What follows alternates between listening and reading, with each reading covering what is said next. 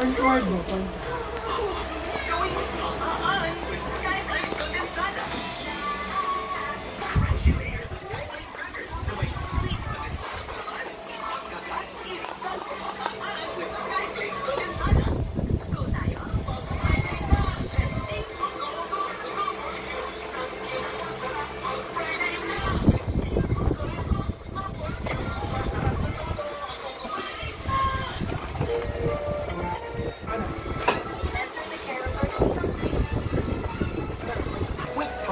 The only formula with DHA and MOS Plus that helps support focus, memory, and language.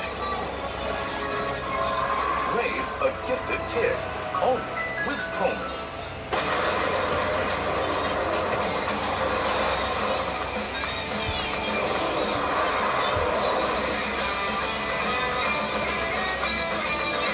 The all-new Mitsubishi Triton.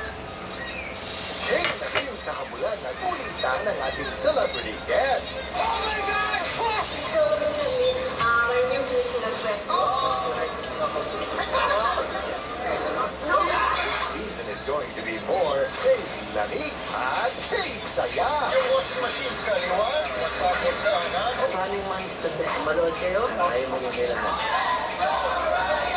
Running Man Philippines starts May 11 and 12, 7:15 p.m. Buti po si Shaira, nasasamahan mo mag-shopping. Habang ako, hindi mo man lang masamahan sa check-up ko? Maybe we need a break.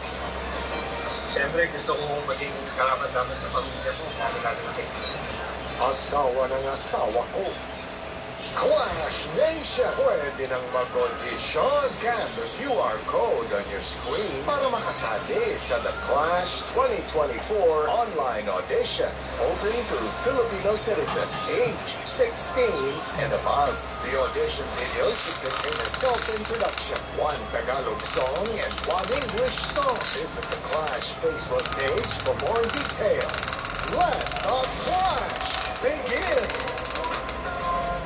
It's your lucky day. Just watch GMA Prime and wait for the Kapuso lucky numbers of the day. Send your entries to our website together with your personal details and get a chance to win up to 150,000 pesos.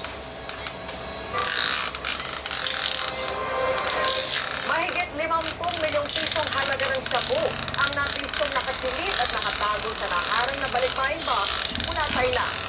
At nakatutok si June Veneracion, exclusive. Matapos isalang sa X-ray inspection ang ship ng ganito mula Thailand. Gumamit na ng slipper. Sinalimot ng aso ang isang balikbaing box. Indikasyon raw na posibleng merong droga sa loob. Mga electric fan at water heat mga binalot ng droga na posibleng shabu na suriin ng Philippine Drug Enforcement Agency.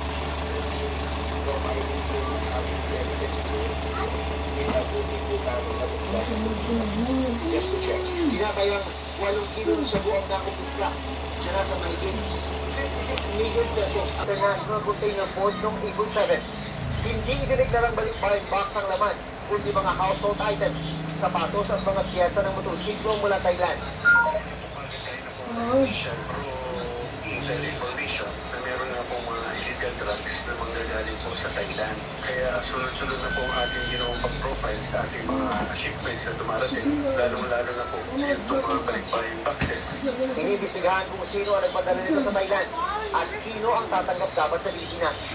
Pananagutin din ang importer ng shipment. Definitely po, masususpend po yung importer po of record. The case records will also be referred to Bureau Action Team against smuggling for the proper case build-up and prosecution naman po ng mga tao behind.